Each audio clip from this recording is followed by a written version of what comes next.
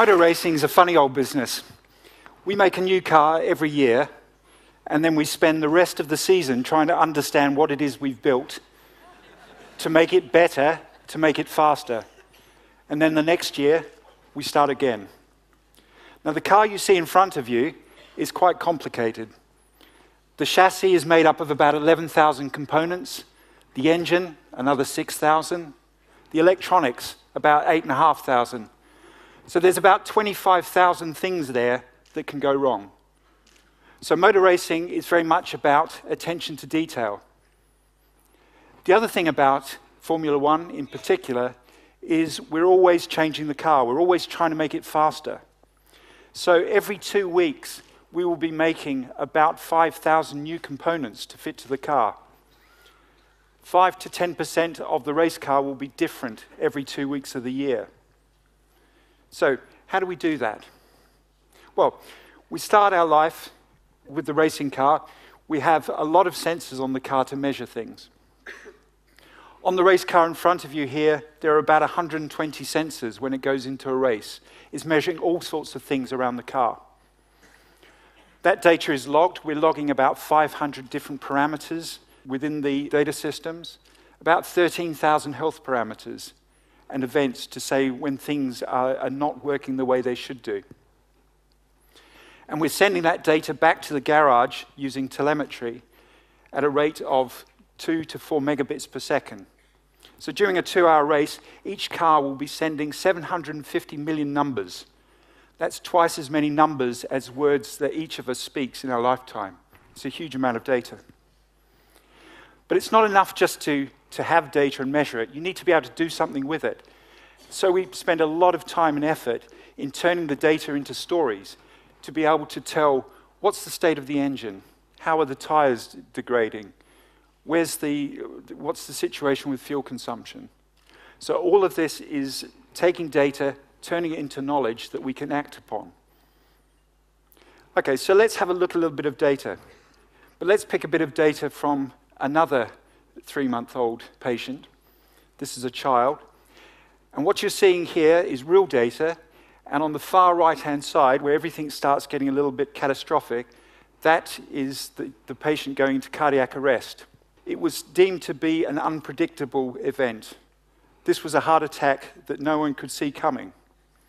But when we look at the information there, we can see that things are starting to become a little fuzzy about 5 minutes or so before the cardiac arrest. We can see small changes in things like the heart rate moving. These are all undetected by normal thresholds which would be applied to data. So the question is, why couldn't we see it? Was this a predictable event? Can we look more at the patterns in the data to be able to do things better? So, this is a child about the same age as the racing car on stage, 3 months old. It's a patient with a heart problem. Now, when you look at some of the data on the screen above, things like heart rate, pulse oxygen, respiration rates, they're all unusual for a normal child, but they're quite normal for the child there. And so one of the challenges you have in healthcare is how can I look at the patient in front of me, have something which is specific for her, and be able to detect when things start to change, when things start to deteriorate. Because like a racing car, any patient, when things start to go bad, you have a short time to make a difference. So what we did is we took a data system, which we run every 2 weeks of the year in Formula One, and we installed it on the hospital computers at Birmingham Children's Hospital. We streamed data from the bedside instruments in their pediatric intensive care so that we could both look at the data in real time and, more importantly, to store the data so that we could start to learn from it.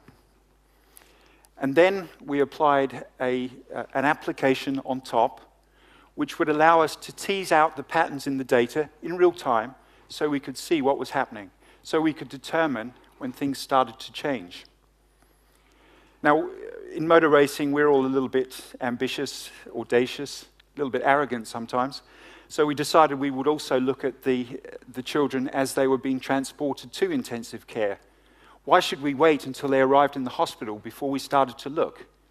And so we installed a real-time link between the ambulance and the hospital, just using normal 3G telephony to send that data, so the ambulance became an extra bed in intensive care. And then we started looking at the data. So the wiggly lines at the top, all the colors, this is the normal sort of data you would see on a monitor: heart rate, pulse, oxygen within the blood, and respiration. The lines on the bottom, the blue and the red, these are the interesting ones. The red line is showing an automated version of the early warning score that Birmingham Children's Hospital were already running. They've been running that since 2008 and already have stopped cardiac arrests and distress within the hospital. The blue line is an indication of when patterns start to change. And immediately, before we even started putting in clinical interpretation, we can see that the data is speaking to us. It's telling us that something is going wrong. The plot with the red and the green blobs, this is plotting different components of the data against each other. The green is us learning what is normal for that child. We call it the cloud of normality. And when things start to change, when conditions start to deteriorate, we move into the red line. There's no rocket science here. It is displaying data that exists already in a different way, to amplify it, to provide cues to the doctors, to the nurses, so they can see what's happening. In the same way that a good racing driver relies on cues to decide when to apply the brakes, when to turn into a corner, we need to help our physicians and our nurses to see when things are starting to go wrong. So, we have a very ambitious program. We think that there is the race is on to do something differently. We are thinking big. It's the right thing to do.